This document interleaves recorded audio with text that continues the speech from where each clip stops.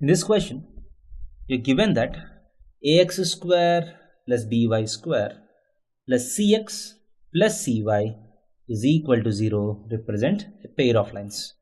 Then what should be the condition?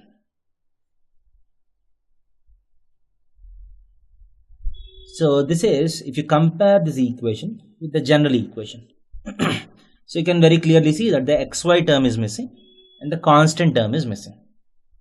So the condition for this to be a pair of lines is nothing but determinant of x square coefficient is a, xy coefficient is 0, x coefficient is 2g, but I need a g here, so you have c by 2, right?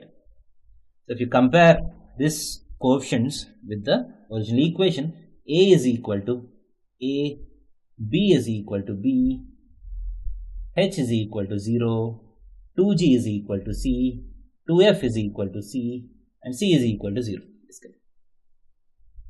So a, h, g, h, b, f, g, f, c has to be equal to 0.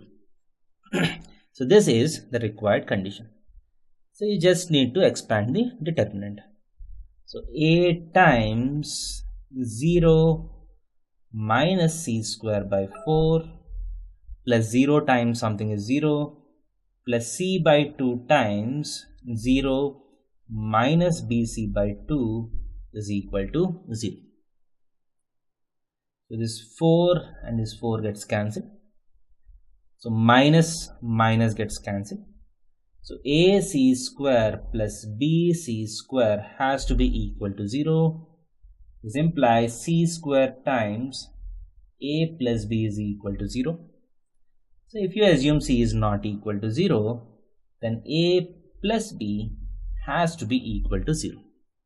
So if a plus b is equal to 0, this equation represents a pair of lines. So option A is the right answer. Thank you.